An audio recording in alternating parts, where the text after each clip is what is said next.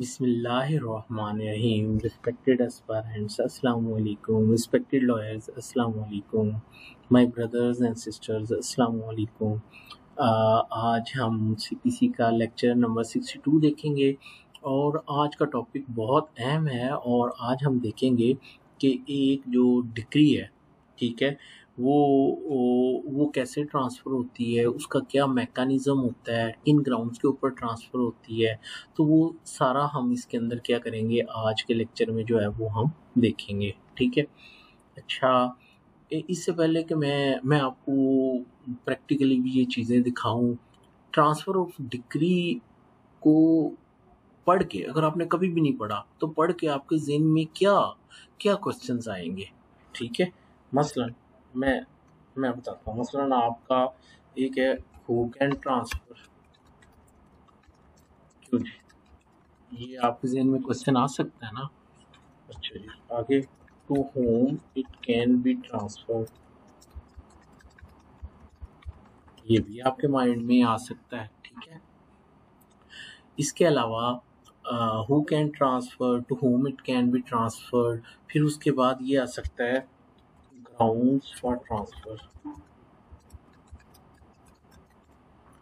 Grounds या circumstances for transfer, ठीक है, सर्कमस्टांसेस फॉर ट्रांसफर, ये भी आपके माइंड में जो है वो चीज़ जो है वो आ सकती है, ठीक है।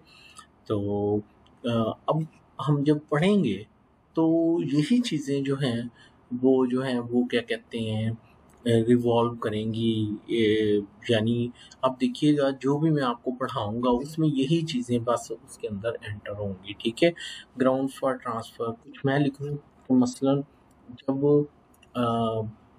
जब ट्रांसफ़र करना है कोड ने तो कुछ documents to be annexed to the order of transfer, code ने जब एक डिग्री को ट्रांसफ़र करना है तो उसके साथ कुछ डॉक्यूमेंट जो हैं कोड ने वो अनेक्स करने हैं, ठीक है। तो वो मैंने लिख दिया है कि ये भी आप ज़हन में एक चीज़ जो है इसको क्या करें आप रखें। अच्छा, हम 62 लेक्चर पढ़ रहे हैं। एक चीज़ मैं आपको बता दूं कि हम क्या कर रहे हैं, साथ में high court rules and order भी कर रहे हैं, ठीक है। यानी सीपीसी भी चलेगी और साथ में high court rules and order भी चलेंगे। और वो जो चैप्टर 12 है उसका, ये देखिए यहाँ पे लिखा भी हुआ है, नीचे प्रोविजंस भी लिखी हुई हैं। High court rules and order का चैप्टर 12 है, उसको भी हम लोग जो है वो आज जो है वो हम लोग जो है उसको देखेंगे। हमारा मैकेनिज्म क्या होगा कि पहले मैं आपको बे रीडिंग करवाऊंगा कुछ सेक्शंस की, और उसके बाद मैं आपको प्रैक्टिकल फाइल दिखाऊंगा कि वो प्रैक्टिकली ऑर्डर कैसे होते हैं, और एंड पे फिर एग्जामिनेशन पॉइंट ऑफ व्यू से हम उसकी आउटलाइन बनाने की कोशिश करेंगे। माजरत उन लोगों के साथ जो कहते हैं सर आप लेक्चर बड़ा लंबा कर देते हैं, लेकिन ये मेरी सेटिस्फेक्शन है कि मैं कहता हूँ कि आपको वो चीज़ थ्योरेटिकली नहीं प्रैक्टिकली भी आपको बताई जाए, और इस तरह बताई जाए कि आपको जो है वो याद ना करना पड़े, आप बस उसको पढ़ लें और डेट्स एनफ, और आप उसको जो है वो कर लें, ठीक है। अच्छा, एक चीज़ याद रखिएगा कि ट्रांसफ़र ऑफ डिग्री, पिछला हमारा जो लेक्चर था उसमें हमने एक चीज़ देखी थी जी बेटा, ये साइन कराना। अच्छा, पिछले लेक्चर में हमने ना एक चीज़ पढ़ी थी, तो ये थी कि an execution can be transferred और ये अब कर लें जी, एक था अंडर सेक्शन 24, एक था अंडर सेक्शन 39, और एक था अंडर सेक्शन 50 या 150, ठीक है। आई थिंक शायद 150 था सीपीसी का, ठीक है। अच्छा देखिए, जो सेक्शन 50 या 150 है ना सीपीसी का, उसके तहत क्या है कि कोर्ट ये अबॉलिश हो गई है, तो वो जज साहब अल्लाह ना करे उनकी डेथ हो गई है या वो कोर्ट ही ख़त्म हो गई है किसी वजह से, तो वो कोर्ट का पूरा काम ही जो है वो किसके पास चला जाता है, किसी और जज के पास चला जाता है। तो उसमें दावे भी चले जाते हैं, उसमें वो यानी पूरा बिजनेस ही शिफ्ट हो जाता है, ठीक है। अच्छा, अब लोग बात करते हैं सेक्शन 24 और सेक्शन 39 की। देखिए सेक्शन 24 जो है ये एडमिनिस्ट्रेटिव पावर है किसकी, डिस्ट्रिक्ट जज साहब, सेशन जज, डिस्ट्रिक्ट जज साहब की, कि वो किसी भी जज से एक फाइल जो है वो लेके तो किसी और जो है वो क्या कहते हैं किसी और जज को जो है वो क्या कर सकते हैं, वो दे सकते हैं किसी भी ग्राउंड पे, कि मसलन पार्टी कहती है जी कि हमें जज पे एतमाद नहीं है। अब ये तो जज साहब ने देखना है कि उसके ग्राउंड में कोई वजन है या नहीं है, या एक उधर ऑलरेडी दावा चल रहा है, ठीक है। तो वो हो गया सेक्शन 24, उसके तहत कोई दावा भी ट्रांसफर हो सकता है, उसके तहत कोई एग्जीक्यूशन भी ट्रांसफर हो सकती है, लेकिन वो है एडमिनिस्ट्रेटिव साइड पे।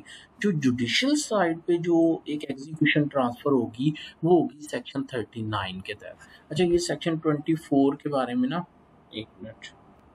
अच्छा ये देखें, सेक्शन 24 के तहत ना एक डिस्ट्रिक्ट जज साहब को किसी ने एप्लीकेशन मूव की, उसने कहा सर एक दावा एक अदालत में चल रहा है और दूसरा दावा या अजरा या दूसरा दावा या अजरा किसी और कोर्ट में चल रहा है, तो बराए मेहरबानी आप इसको ना एक ही कोर्ट में क्या करें, वो ट्रांसफ़र कर दें।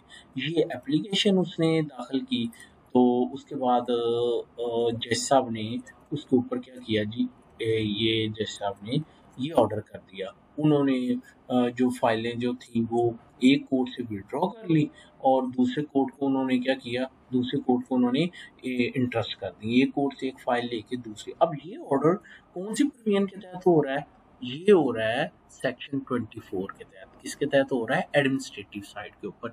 ये हमारा आज का टॉपिक नहीं है, लेकिन मैंने आपको पॉसिबिलिटीज बताई हैं कि सेक्शन 150 के तहत भी बिजनेस एक एग्जीक्यूशन किसी और जज साहब के पास जा सकती है, सेक्शन 24 के तहत भी जा सकती है। लेकिन हमारा जो मेन जो हमारा टॉपिक होगा वो होगा सेक्शन 39, जिसके तहत एक एग्जीक्यूशन क्या होती है, वो और ट्रांसफर होती है, ठीक है। अच्छा जी, अब हम चलते हैं सेक्शन 39 के ले जी। कुछ मैंने आपके लिए हाईलाइट भी किया है, ठीक है, तो वो मैं बताता हूँ हाईलाइट क्यों किया है। लेकिन मैं फिलहाल इसको पढ़ने लगा हूँ, सेक्शन 39 को, बहुत ईजी है। तो the court which pass a degree, अब ये मुझसे कोई ना पूछे, मैंने पिछली दफ़ा इसके ऊपर बड़ा जो है वो सर्क पाया था, और जो पिछला लेक्चर था और उसमें मैंने बताया था कि किसको कह सकते हैं, क्या court which pass the degree उसको जो है वो कहा जा सकता है। ये देखें, ये हमारे पास था और हमने इसको देखा था, कोर्ट पासिंग द डिग्री, और ये आगे इसकी ये जो पॉसिबिलिटीज जो थी वो आ सकती थी, यहाँ वो जो है यानी 1 2 3 4 5 6 ये चीज़ें जो थी, ठीक है, ये हमने कहा था कि इसको कह सकते हैं कोर्ट पासिंग द डिग्री, ठीक है। तो अब मैं इसको रिपीट नहीं करना चाह रहा, अब आपके माइंड में होना चाहिए कोर्ट पासिंग द डिग्री किसको कह सकते हैं। On the application of the degree holder send it for execution to another court, ठीक है। सब सेक्शन 1 ये कहता है कि एक बंदे की दरख्वास्त पर कोर्ट जो जिसने वो डिग्री पास की है वो उस डिग्री को किसी दूसरी कोर्ट को भेज सकता है, किन ग्राउंड्स के ऊपर। Number A, if the person against whom the degree is pass actually and voluntarily resides और कैरीज ऑन बिजनेस और personally work for gain within the local limit of the jurisdiction of such other court. A ground ये है कि जिसके judgement debtor जो है वो रहता ही किसी और कोर्ट की जुरिडिक्शन में है, या वहाँ पे वो अपना काम करता है, या वो वहाँ पे अपना बिजनेस करता है। तो ये एक ऐसी सिचुएशन है जहाँ पे कोर्ट जो है जिसने वो डिग्री पास की है वो एप्लीकेशन के ऊपर, डिग्री होल्डर की एप्लीकेशन के ऊपर उसको कहाँ पे भेज सकता है, उस कोर्ट की जुरिडिक्शन में जहाँ पे वो काम करता है। आपको पता है ना कि एक एग्जीक्यूटिंग कोर्ट की जुरिडिक्शन सिर्फ और सिर्फ एक डिस्ट्रिक्ट होता है, ठीक है। वो अपने डिस्ट्रिक्ट से जो है वो बाहर नहीं जा सकता, ठीक है। तो फिर पार्टी की अपनी पहली ग्राउंड जो है वो ये है कि अगर वो कहीं और रहता है या काम करता है तो पार्टी की एप्लीकेशन के ऊपर क्या किया जाएगा, उसको जो है वो ट्रांसफ़र कर दिया जाएगा किसको, उस दूसरी कोर्ट को। अच्छा बच्चों, एक चीज़ मैं शायद आपको जो है वो बताना भूल गया हूँ, वो क्या है, देखिए मैंने प्रोविजंस लिखी हैं सेक्शन 39 to 42 और order 21 rule 5 to 9। Order 20 1 rule 5 to 9। बच्चों जो सेक्शन 39 to 42 है ये डील करता है with substantive law for transfer of decree, okay. और section 5 to 9 provide the procedure for implementation of that substantive law. तो अभी हम सब्सटेंटिव लॉ पढ़ रहे हैं, उसका जो प्रोसीजर है वो सेक्शन 5 to 9 में जब हम जाएंगे तो हम उसको वहां पे जाके क्या करेंगे, उसको देखेंगे। तो होप कि आपको मेरी बात की जो है वो समझ आ गई है, ठीक है। अच्छा, एक और चीज़ बता दूं, ये सेक्शन 39 जो है ये डील कर रहा है, डिग्री ट्रांसफर हो रही है विद इन अ प्रोविंस ना, ठीक है।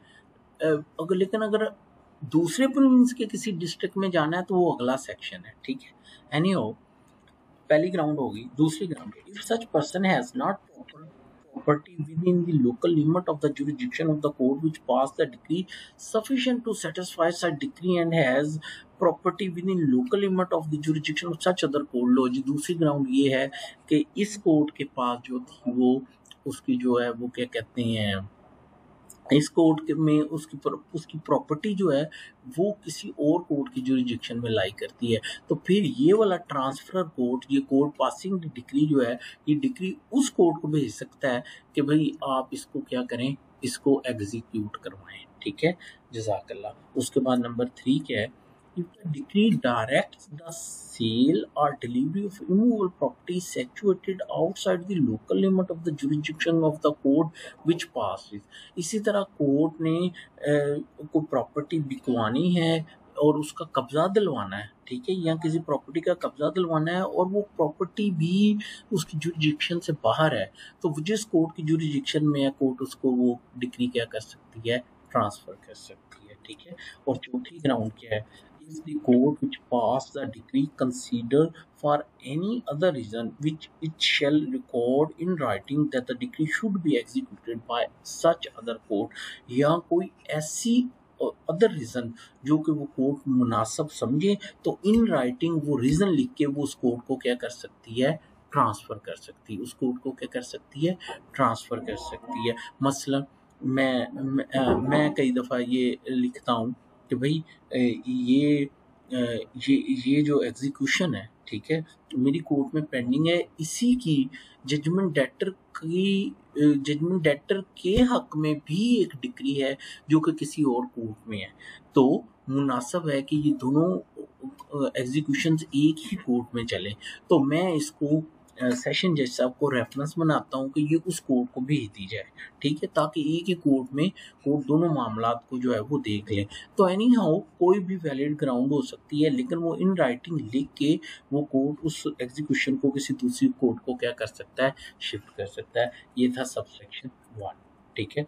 अच्छा, अब सब सेक्शन 2 क्या है, the court which passed a decree may of its own motion send it for execution to any subordinate court of competent jurisdiction। लो जी, अब सुपीरियर कोर्ट जो है वो क्या कर सकती है, वो विदाउट एनी रीजन जो है वो सेक्शन 39 सब सेक्शन 2 के तहत जो है वो एक एग्जीक्यूशन भेज सकती है, किसको, किसी भी नीचे वाले सिविल जज को, कि आप इसको क्या करो, आप इसको क्या करो कि आप इसको एग्जीक्यूट करवाओ, ठीक है। वैसे तो मैंने एंड पे आपको जो था वो बताना ही था, मैं आपको यहाँ पे कुछ चीज़ दिखाता हूँ। ये देखें, ये एक दावा था ऑर्डर 39 का, किसका, अब ये ऑर्डर 37 का दावा कौन सुनता है, एक डिस्ट्रिक्ट जज साहब। डिस्ट्रिक्ट जज साहब ने दावा सुना, डिस्ट्रिक्ट जज साहब ने वो दावा क्या किया, एक मिनट,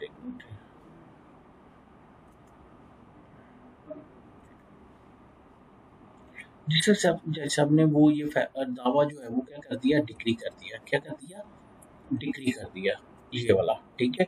और उसके साथ क्या बना दी, डिक्री शीट, याद है ना डिक्री शीट आपको किसे कहते हैं, डिक्री शीट, ये डिक्री शीट बन गई।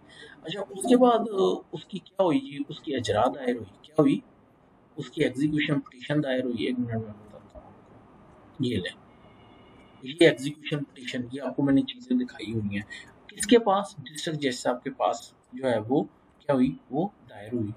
डिस्ट्रिक्ट जज साहब ने क्या किया, ये देखें, उन्होंने कहा जी कि after passing of decree execution petition has been moved while invoking the provision of section 39, तो वही जो मैं आपको पढ़ा रहा हूँ, this execution petition is hereby sent to mister Shaukat Ali learned civil जज Mian Channu for its execution. उन्होंने किसको वो भेज दी, नीचे सिविल जज को भेज दी, और वो सिविल जज ने उसके ऊपर क्या करना शुरू कर दिया, उनके पास आ गई और उन्होंने उसके ऊपर जो है वो ऑर्डर करना शुरू कर दिया। तो जज साहब ने ये जो पावर एक्सरसाइज की है, ये बेसिकली सेक्शन 39 सब सेक्शन 2 के तहत जो है सुपीरियर कोर्ट जो है वो किसी भी सबऑर्डिनेट कोर्ट को जो है वो एग्जीक्यूशन विदाउट एनी रीजन जो है वो ट्रांसफर कर सकती है।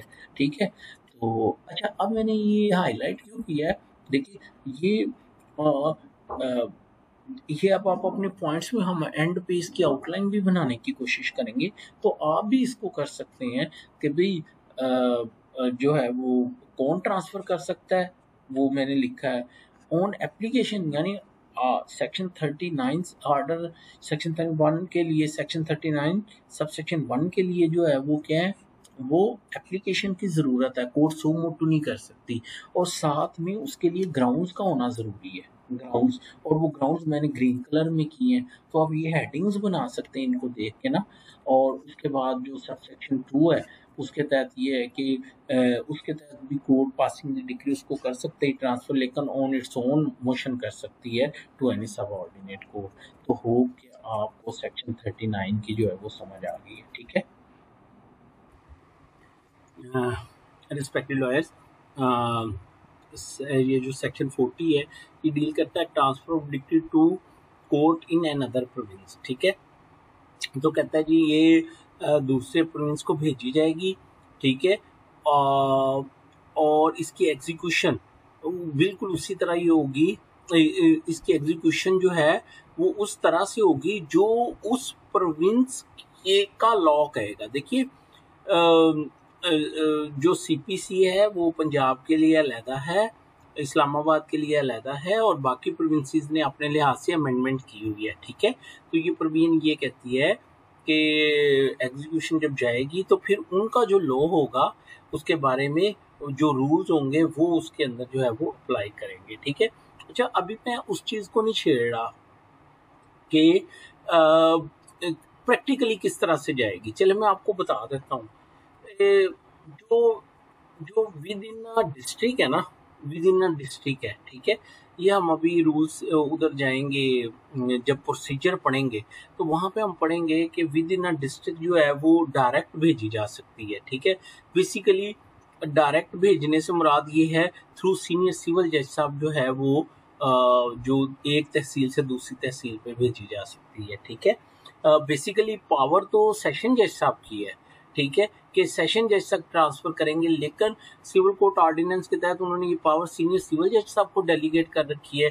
तो अब एक सिविल जज जो है वो एक एग्जीक्यूशन जो है वो थ्रू सीनियर सिविल जज विद इन अ डिस्ट्रिक्ट भी भेज सकता है और वो टू अनदर डिस्ट्रिक्ट भी भेज सकता है, लेकिन विद इन अ प्रोविंस। ठीक है, लेकिन जो आउट ऑफ प्रोविंस है वो जो इस डिस्ट्रिक्ट का जो सेशन जज है उसके थ्रू भेजी जाएगी उस प्रोविंस के डिस्ट्रिक्ट जज को जिसकी जुरिडिक्शन में दूसरी कोर्ट जो है वो आ रही है। तो होप कि आपको मेरी बात की जो है वो समझ आ गई। इसको हम आगे चल के भी जो है वो हम इसको जो है वो देखेंगे। ये था सेक्शन 40। उसके बाद आपने देखा हम एक तरह से एग्जीक्यूशन के सारे सेक्शन पढ़े जा रहे हैं, 36 37 भी हमने कर लिया है। ठीक है, अच्छा जी, अब आ जाते हैं 41 में। Result of executing proceeding to be certified. The court to which a decree is sent for execution shall certify to the court which passed it the fact of such execution, or where the former court failed to execute the same, the circumstances attending such failure.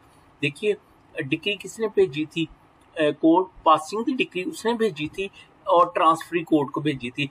अब transferee court ने अगर तो उस decree को satisfy कर लिया है तो वो वापस इंटीमेट करेगी किसको, पासिंग डिक्री कोर्ट को, कि ये आपने एक डिक्री भेजी थी और इसकी जो है वो सेटिस्फेक्शन जो है वो हो गई है। और अगर नहीं हुई तो भी वो बताएगी कि ये वो सर्कमस्टांसिस हैं जिसकी वजह से आपकी भेजी हुई जो डिक्री है उसकी जो है वो सेटिस्फेक्शन जो है वो नहीं हो सकी, ताकि वो जो मेन कोर्ट है, कोर्ट एग्जीक्यूटिव पासिंग डिक्री जो है उसके नॉलेज में हो कि मैंने जो एक डिक्री भेजी थी वो उसकी फेट क्या जो है वो सामने आई है। ठीक है, तो ये जो उसने सर्टिफिकेट भेजना है इसकी कोई स्पेसिफिक फॉर्म नहीं है, बस ट्रांसफर कोड ने लिख के तो उस कोड को वापस इंटीमेट कर देना है। और वो जो कोर्ट है जो जिसने भेजी थी कोर्ट पासिंग द एग्जीक्यूशन, उनके पास एक रजिस्टर होगा एग्जीक्यूशन का, वो उसके अंदर उसका अंदराज करेंगे ताकि पता चले कि अगर एक एग्जीक्यूशन गई थी तो उसकी क्या सेटिस्फेक्शन हो सकी है या नहीं हो सकी। तो ये था सेक्शन 41। उसके बाद सेक्शन 42 है, इजी है, powers of court in executing transfer decree. Very simple, मैं आपको बता देता हूँ।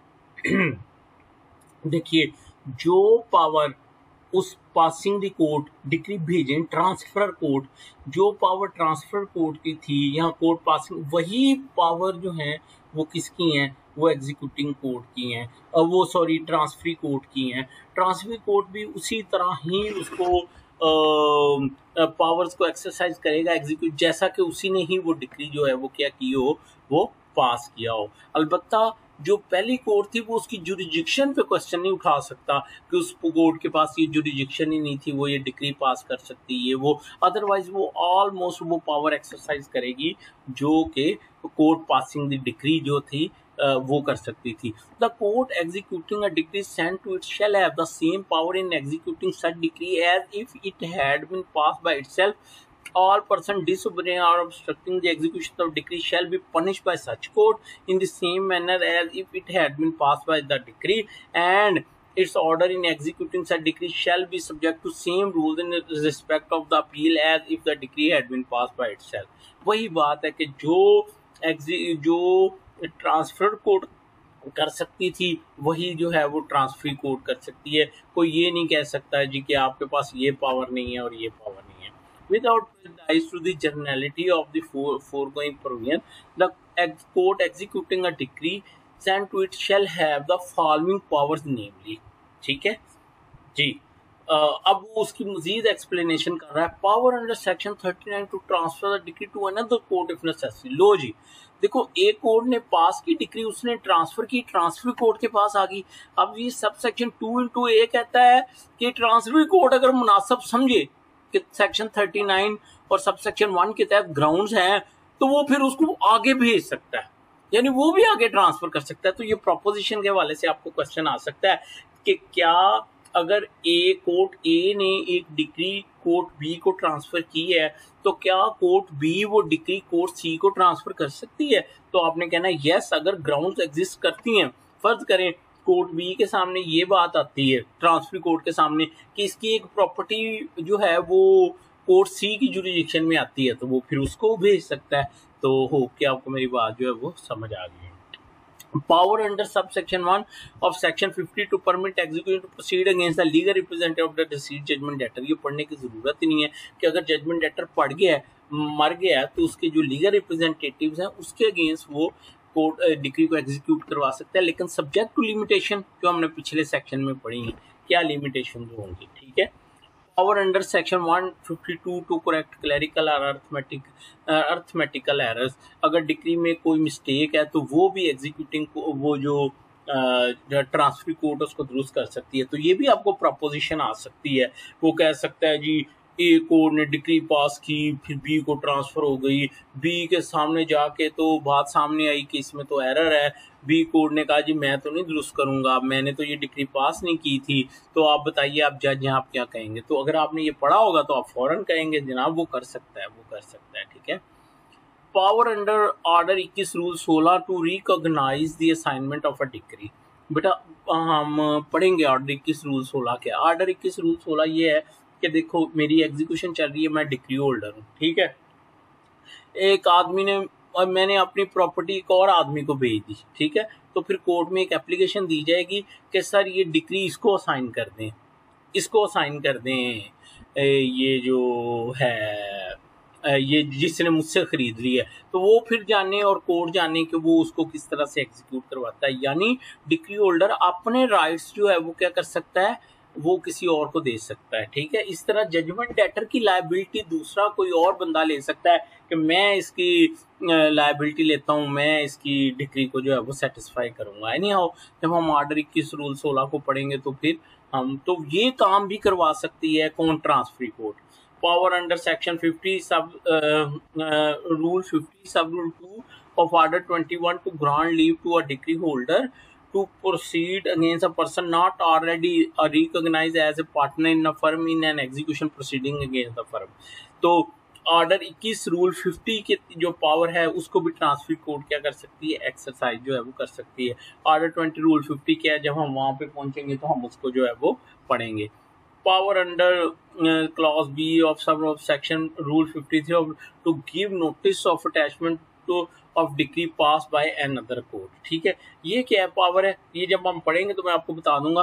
देखिए जो जजमेंट डेटर है उसके हक में भी कोई डिक्री है, उसके हक में भी कोई डिक्री है किसी और के खिलाफ, तो फिर कोर्ट क्या कर सकती है, उस कोर्ट को कह सकती है जिस कोर्ट में उसकी डिक्री एग्जिस्ट करती है कि भाई इसकी ये जो डिक्री है इसको अटैच कर लो, क्योंकि इसके अगेंस्ट भी एक डिक्री जो है वो एग्जिस्ट कर रही है। एनी हाउ जब हम ऑर्डर 21 रूल 53 पढ़ेंगे तो मैं आपको करवाऊंगा। लो जी, ये था क्या, सेक्शन 42। तो ये हमने सबस्टांटिव लॉ पढ़ लिया। क्या पढ़ लिया, सबस्टांटिव लॉ। अब हम चलते हैं प्रोसीजर के लिए, प्रोसीजरल लॉ की तरफ। अच्छा रिस्पेक्टेड लॉयर्स, अब हमने पढ़ा था सबस्टांटिव लॉ है सेक्शन 39 टू 42 और उसका जो प्रोसीजरल लॉ है वो है ऑर्डर 21 और रूल जो है 5 to 9, रूल 5 to 9। तो हम अब इसका हम प्रोसीजरल लॉ देख लेते हैं, वो क्या है, rule 5 to 9। Mode of transfer, ये अब मैं आप इसको ढूंढते ना रहिएगा, ये ऑर्डर 21 है और रूल इसका जो है वो क्या है, वो 5 है। Mode of transfer, where the court to which a decree is to be sent for execution is situated within the same district as the court which passed a decree, such court shall send the same directly to the former courts, but where the court to which the decree is to be sent for execution is situated in a different district, the court which passed it shall send it to the district court or the court of any judge having jurisdiction in the place where the decree is to be executed, to whom power to receive plain has been delegated by the district judge of the district in which the decree is to be executed। लो जी, अगर तो with in a district है तो फिर मेरा ख्याल है senior civil जज साहब की भी जरूरत नहीं है, तो वो कोर्ट डायरेक्टली उस कोर्ट को क्या कर सकती है, भेज सकती है, यानी एक तहसील से दूसरी तहसील को कि जी ये ग्राउंड है ऑर्डर 39 रूल सेक्शन 39 रूल 1 के तहत, जिसके तहत मैं ये जो है उस कोर्ट को क्या करता हूँ, मैं इसको भेजता हूँ। ठीक है, लेकिन अगर within a province from one district to other है, ठीक है, या दूसरा डिस्ट्रिक्ट या दूसरा भी है कोई डिस्ट्रिक्ट, लेकिन यहाँ पे ये नहीं लिखा हुआ कि उसी प्रोविंस का डिस्ट्रिक्ट या किसी और प्रोविंस का डिस्ट्रिक्ट, तो फिर सबके लिए प्रोसीजर एक है। तो फिर उस सूरत में क्या होगा कि इधर से जो है वो डिस्ट्रिक्ट जज साहब के थ्रू जो है वो जो दूसरे दूसरे डिस्ट्रिक्ट के डिस्ट्रिक्ट जज साहब होंगे, अभी मैं आपको दिखाता हूँ, उनको क्या किया जाएगा, उनको वो ट्रांसफर की जाएगी, उसको जो है वो क्या किया जाएगा, उसको भेजा जाएगा। मतलब मैं आपको बताता हूँ ना, देखिए ये बहावलपुर है और बहावल नगर भेजना है। ठीक है, तो बहावलपुर के डिस्ट्रिक्ट जज साहब के थ्रू बहावल नगर के जो डिस्ट्रिक्ट जज साहब हैं उनको वो एक कवरिंग लेटर के साथ एग्जीक्यूशन जो है वो क्या की जाएगी, वो भेजी जाएगी और वो आगे किसको क्या कर देंगे, इंटरेस्ट कर देंगे। अच्छा, और द कोर्ट ऑफ एनी जज हैविंग जूरी, ये बेसिकली जो पावर डेलीगेट की है सेक्शन 16 के तहत डिस्ट्रिक्ट जज ने 15-16 सिविल कोर्ट ऑर्डिनेंस के तहत जो अपनी पावर डेलीगेट कर रखी है सीनियर सिविल जज साहब को, ये उसकी बात है। और प्रैक्टिकली क्या होता है, सीनियर सिविल जज साहब के थ्रू ही अब जाती है, डिस्ट्रिक्ट जज साहब के थ्रू नहीं जाती। मतलब मैंने अगर लाहौर मैंने कोई एग्जीक्यूशन भेजनी है तो मैं अपने सीनियर सिविल जज सिविल डिवीजन बहावलपुर के थ्रू लेटर लिखूंगा या भेजूंगा उसको, किसको, सीनियर सिविल जज सिविल डिवीजन लाहौर को। ठीक है, होप कि आपको मेरी बात, क्योंकि वो पावर डेलीगेट कर रखी है किसने, सेशन जज साहब ने, तो होप कि आपको मेरी बात की समझ आ गई। और यही प्रोसीजर किसी और प्रोविंस का है, उसका भी यही प्रोसीजर है, लेकिन जब वहां पे दूसरे प्रोविंस में थ्रू डिस्ट्रिक्ट जज जब एक चली जाएगी एग्जीक्यूशन, तो फिर उसकी एग्जीक्यूशन वहां की जो सीपीसी होगी उसके मुताबिक होगी। होप कि आपको मेरी बात समझ आ रही है। Procedure where the court desires that its own decree shall be executed by another court. अच्छा जी, अब प्रोसीजर क्या है कि जब एक कोर्ट ने अपनी डिग्री किसी दूसरी कोर्ट को, ट्रांसफर कोर्ट को भेजनी है, प्रोसीजर लॉ पढ़ रहे हैं ना, the court sending a degree for execution shall send. अब बड़ा इंपॉर्टेंट है बच्चों, आपको एग्जाम में आ सकता है कि बताइए जब एग्जीक्यूशन का जैसा एक ऑर्डर करते हैं तो वो उसके साथ क्या क्या चीजें लगाते हैं, वो उसके साथ क्या क्या लगाते हैं। ठीक है, तो सबसे पहले है a copy of decree, a copy of decree। ठीक है, अच्छा वो हमने जो स्पेसिमन बनाया था हम उसमें से ढूंढे जरा कॉपी ऑफ डिक्री कौन सा है। तो मैंने आपको एक चीज बताई थी, एक होती है जजमेंट और एक होती है डिक्री। जो डिक्री होती है उसमें जो उसका ऑपरेटिव पार्ट होता है, ये देखें, ये जजमेंट है, ये जजमेंट है, और ये जो जज साहब ने बनाया है इतना सा, it is order that the suit of the plaintiff is here bye decreed x party with cost. ये क्या चीज है, ये डिक्री है, ये ऑपरेटिव पार्ट है। तो ये वो कहता है कि डिक्री भेजनी है, बेसिकली डिक्री शीट भेजनी है, बेसिकली डिक्री शीट को ही डिक्री बोलते हैं। तो इसकी कॉपी जानी उधर जरूरी है। क्यों जी, समझ आ गई आपको? मैं आपको साथ साथ दिखा भी रहा हूँ ना। अच्छा जी, उसके बाद a certificate setting forth that the satisfaction of the decree has not been obtained by the execution within the jurisdiction of the court by which it was passed, or where the decree has been executed in part to the extent to which satisfaction has been obtained and what part of the decree remains unsatisfied। अच्छा, ऐसे भी हो सकता है कि कोई शख्स x party जो है, एक शख्स के खिलाफ एग्जीक्यूशन जो है वो एक डिक्री की एग्जीक्यूशन बार बार दायर करके उसकी मुख्तलिफ प्रॉपर्टी जो है वो हड़प करता जाए। तो इसीलिए जब एक कोर्ट ने डिक्री भेजनी है तो साथ उसने एक सर्टिफिकेट भी भेजना है।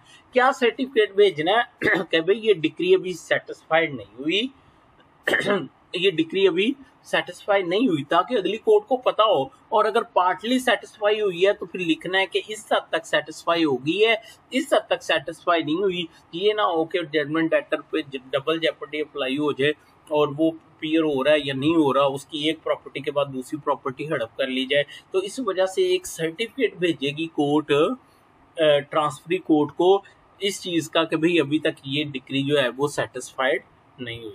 अच्छा, इस सर्टिफिकेट को ढूंढे हम कहीं पे, ये सर्टिफिकेट कहाँ मिलेगा हमें?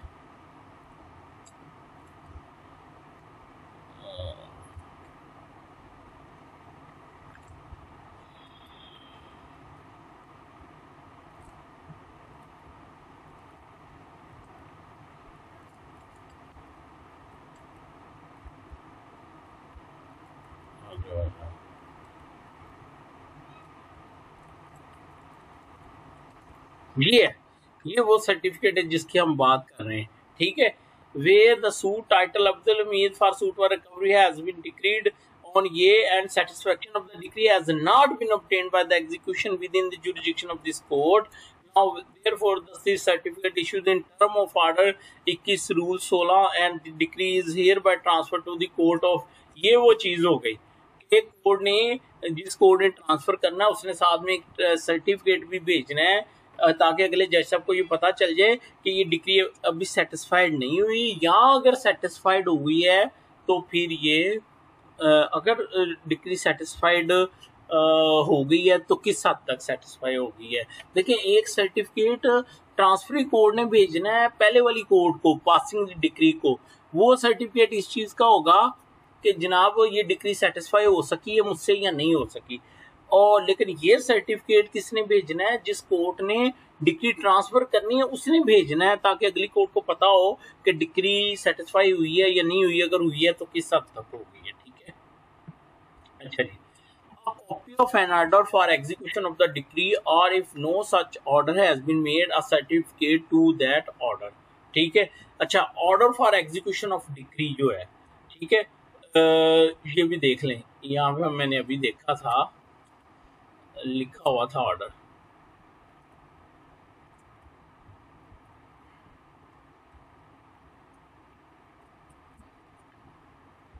ये आ गया।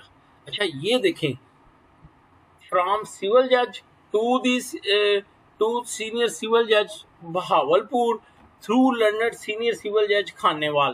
तो ये कुछ गलती हो गई है यहाँ पे, हाँ खानेवाल, ठीक है, यानी खानेवाल की तहसील है ना वो मियाँ चन्नू। यही मैं आपको कह रहा था कि सीनियर सिविल जज के थ्रू भेजेगा वो दूसरे डिस्ट्रिक्ट के सीनियर सिविल जज को। तो ये आपको बात समझ आ गई, और ये वो ऑर्डर हो गया।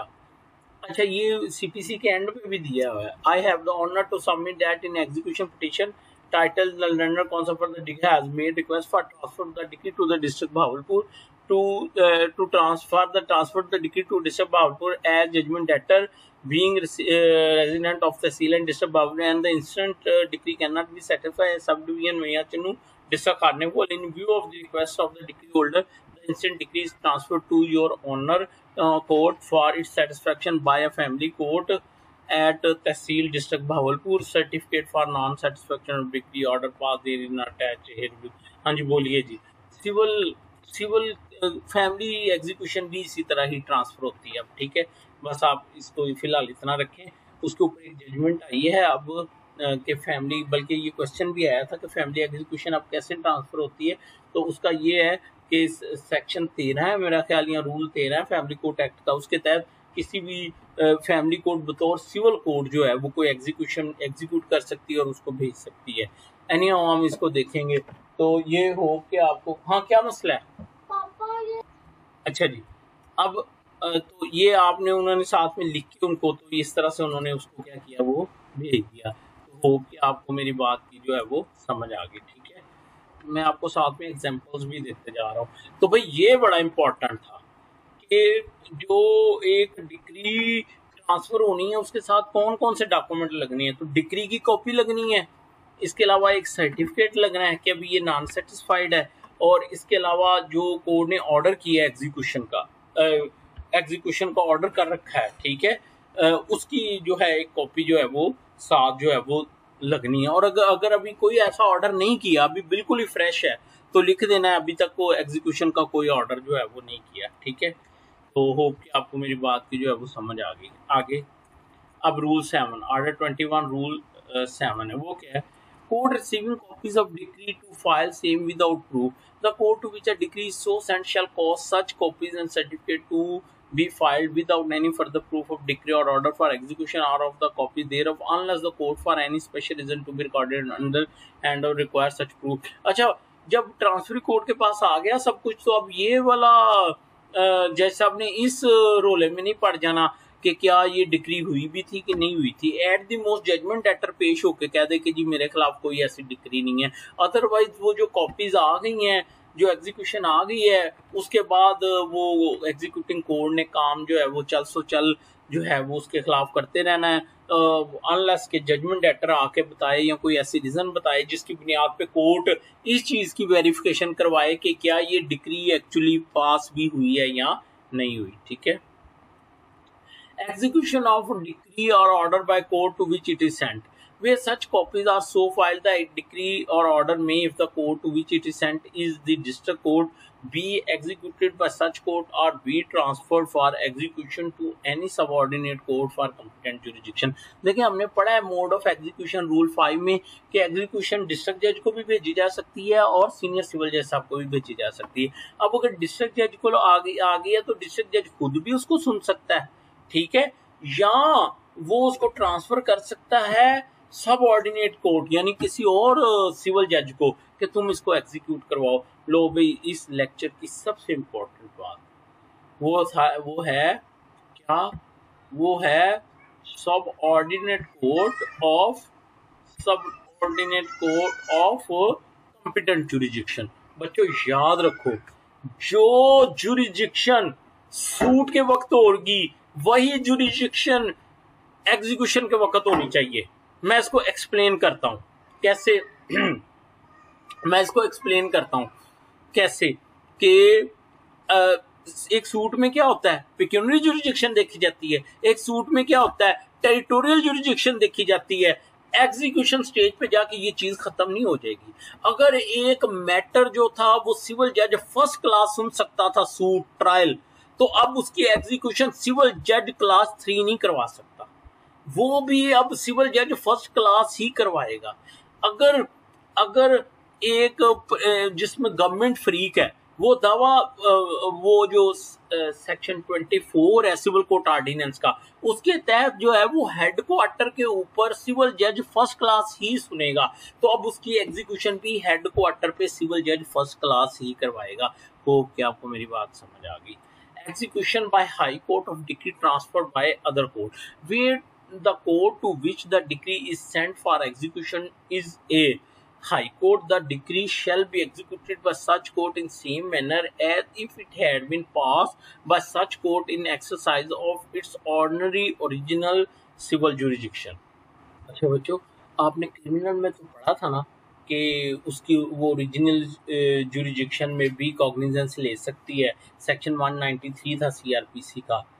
बच्चों, हाई कोर्ट भी सर्टेन मैटर में ओरिजिनल जुरिडिक्शन के अंदर एक सूट सुन सकती है, एक सूट का ट्रायल कर सकती है, उसको डिक्री कर सकती है। ठीक है, मसलन ये जो है कंपनीज ऑर्डिनेंस जो है, ठीक है, यानी जो स्पेशल लॉज हैं उनमें बहुत सारे ऐसे मैटर्स हैं जिसमें स्पेशल लॉ के तहत हाई कोर्ट एक मैटर को ओरिजिनल जुरिडिक्शन में सूट को क्या कर सकती है, सुन सकती है।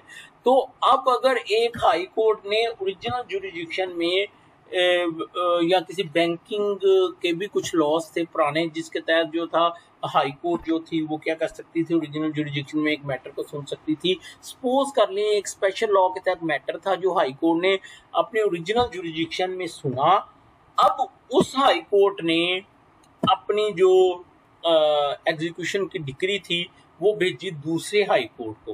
ठीक है, दूसरे प्रोविंस के हाई कोर्ट को। तो अब दूसरे प्रोविंस का जो हाई कोर्ट है वो उसको क्या कर सकता है, बिल्कुल इसी तरह ही उसको एग्जीक्यूट करवा सकता है जैसे कि उसने वो खुद वो डिक्री जो है वो पास की है। तो ये भी आपको आ सकता है, क्या हाई कोर्ट भी एग्जीक्यूट करवा सकता है डिक्री को? यस, अगर हाई कोर्ट ने ओरिजिनल जुरिडिक्शन में एक डिक्री पास की है तो वो खुद भी उसको पासिंग द डिक्री खुद भी उसको एग्जीक्यूट करवा सकता है, या वो दूसरे किसी हाई कोर्ट को भी वो जो है वो भेज सकता है। तो बच्चों, ये था प्रोसीजरल लॉ। ये क्या था? ये था प्रोसीजरल लॉ, जो कि मैं आपको जो था वो बताना चाह रहा था। तो ये हमारा था जी आज का लेक्चर। ठीक है, और इसमें हमने सेक्शन 39 to 42 को देखा है, और साथ में हमने जो है, अच्छा अब हम थोड़े से high court rules and order देख लें। मैंने आपको कहा था हम साथ में जो है वो high court rules and order को भी जो है हम लोग जो है वो क्या करेंगे, देखेंगे, ताकि वो जो है वो ये जी पार्ट बी है, चैप्टर 12 पार्ट बी है, court competent to execute decrees. Section 37 to 39 of Code of CPC define the code by which the decree may be executed. A decree may be executed by the court which passed it or by a court to which it is transferred for execution. It should be noted that the expression court which passed a decree has been defined in Section 37 as to include certain courts other than the court which actually passed the decree. ये मैं बड़ी अच्छी तरह से आपको पिछले lecture में करवा चुका हूँ। Transfer of decree fee for preparation of necessary document. When a decree is transferred by the court which pass it to another court for execution, the document mentioned in order 21 rules must be sent to the later court. ठीक है, the work in connection with the preparation of these documents should be done by the court officials holding permanent appointment on payment in first instance by the person applying for transfer of the decree of the fee ₹1. The amount so recovered shall be credited in the। देखिए वो ये कह रहा है, एक तो हमने पढ़ा था ऑर्डर 21 रूल 6 के तहत जो है वो डॉक्यूमेंट साथ लगेंगे, और वो डॉक्यूमेंट ₹1 की कीमत पर जो कोर्ट का ऑफिशियल होगा वो तैयार करेगा और वो साथ लगाएगा, उसके टेस्टेड कॉपी व्हाट्सएवर वो साथ लगाएगा और वो उसको क्या करेगा, आगे भेजेगा।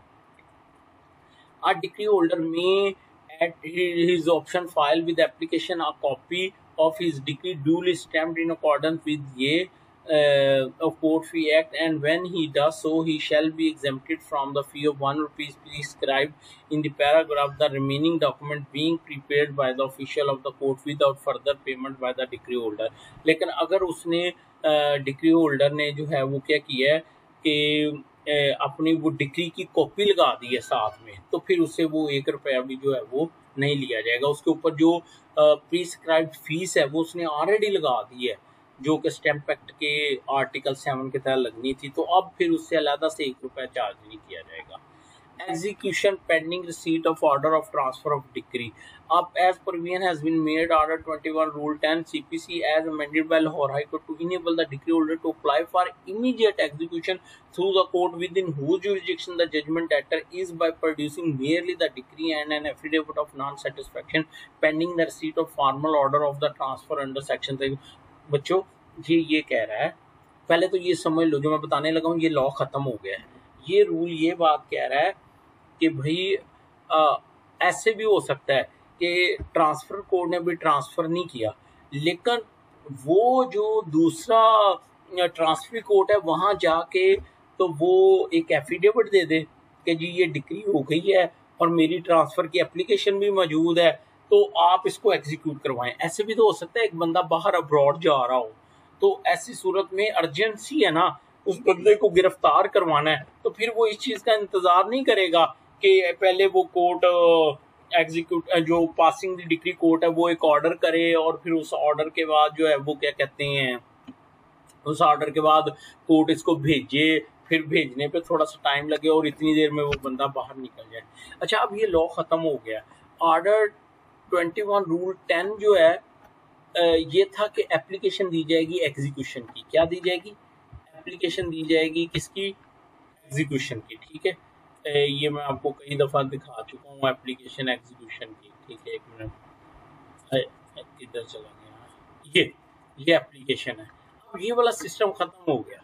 अब उन्होंने कहा ये नहीं है, अब उन्होंने कहा जी डायरेक्ट जो है, ये देखें ये हाई कोर्ट की अमेंडमेंट आई है नीचे, उन्होंने कहा रूल 10 में ये सब्स्टिट्यूट कर दें, on passing of executable decree, on passing an executable decree by a court in suit shall stand converted into execution period, no separate application for fresh notice to the judgment debtor shall be. Direct क्या कर दिया जाएगा, suit को convert कर दिया जाएगा execution में, और वहीं से जो है वही ट्रायल कोर्ट बतौर एग्जीक्यूटिंग कोर्ट उसको क्या कर देगा, उसको एग्जीक्यूट करवाना शुरू कर देगा। ठीक है, तो एनी हाउ ये जब हम यहाँ पहुंचेंगे तो मैं आपको ये जो है वो चीज़ जो है वो डिटेल में बताऊंगा। ठीक है, अच्छा जी, channel of transfer of decree transfer ये मैं बता चुका हूँ आपको, थ्रू डिस्ट्रिक्ट जज और थ्रू सीनियर सिविल जज, where the court to which a decree is to be sent for execution is situated within the same district as the court which passed the decree. The court passing the decree shall send the same directly to the former court, but where the former court is situated in a different district which passed shall send to the district court of the district court of which district in which decree is to be executed. मेरा नहीं ख्याल इसको दोबारा repeat करने की जरूरत है। Execution of transfer decree under order 21 rule 8 of the code of a decree sent under premium section 100 and may be executed either by district court to which it is sent or by subordinate court competent may refer it, and under section the court executing the decree has the same power of executing as if the decree had been passed by itself. The execution file of such cases should remain within the record of the court by which the decree is executed and should not be returned to the court by which the decree was passed. ये last बात बड़ी important है, जब execution हो जाएगी या नहीं हुई तो वो एग्जीक्यूशन अब वापस नहीं जानी। अलबत्ता क्या होगा, वो सर्टिफिकेट जाएगा जी डिक्री सेटिस्फाई, वो सेक्शन 40 या 41 के तहत हमने पढ़ा है कि जी मैंने जो है वो डिक्री सेटिस्फाई कर दी है, या इस हद तक होगी, इस हद तक नहीं हुई, या नहीं हुई तो उसकी ये रीजन है। होप कि आपको मेरी बात की समझ आ गई कि एग्जीक्यूशन एक दफ़ा ट्रांसफर कोर्ट को एग्जीक्यूशन चलेगी तो वो फिर वापस नहीं जानी, बल्कि उसी कोर्ट का वो रिकॉर्ड रहेगा। ठीक है, amount realised on transfer of decree to be certified and noticed. A certificate showing to the extent to which the decree has been executed is required by section 41 of the to be sent to the court which passed the decree so as to execution so certified, and the particular should be entered in that court's register of civil suit under the head return of execution in order to prevent a double execution being taken out in any other district. अच्छा, जब transferee court certificate भेजेगा कि मैंने इस हद तक degree को satisfy करवा लिया है, तो कोर्ट पासिंग द डिग्री जो है उसके पास उसके एलमत के पास एक रजिस्टर होगा रिटर्न ऑफ एग्जीक्यूशन का, वो उसके अंदर इंदराज करेगा ताकि इस चीज का हिसाब रखे। ये ना हो कि वो कोर्ट भी एग्जीक्यूशन करवाती रहे और जिसको ट्रांसफर किया गया वो भी उसकी एग्जीक्यूशन करवाती रहे। Register of decrees transferred and decrees received by a transfer. As a further safeguard and to ensure due compliance with the provision of Order 21 Rule 6 of CPC, a register should be maintained in each district showing the decrees transferred to other court for execution and those received from the other court. The register should be in two parts and in the form prescribed. One part of register should be reserved for decree transfer to other court and other half for decree received from the other courts. भाई देखिए, ऐसे ना हो जाए कि एक degree की double execution हो जाए। आपके माइंड में आ रहा होगा कि जजमेंट लेटर कोर्ट को बता दे, तो हो सकता है जजमेंट लेटर के अगेंस्ट एक्स पार्टी एग्जीक्यूशन होती जा रही हो, तो ऐसे ना हो कि एक्स पार्टी दो एग्जीक्यूशन हो गए उसके। तो इसलिए उन्होंने कहा है कि कोर्ट क्या करेगी, ये रजिस्टर मेंटेन करेगी जिसमें क्या होगा, एंट्री होगी कि कौन सी एग्जीक्यूशन यहाँ से गई है और कौन सी वसूल हुई है। जज़ाकल्लाह। लो जी, ये था आज का हमारा टॉपिक जो कि हमने इसको देखा है और वो ट्रांसफर ऑफ डिग्री के बारे में था। कमेंट ज़रूर कीजिएगा, मुझे ज़रूर बताइएगा। Thank you so much. अल्लाह हाफिज़।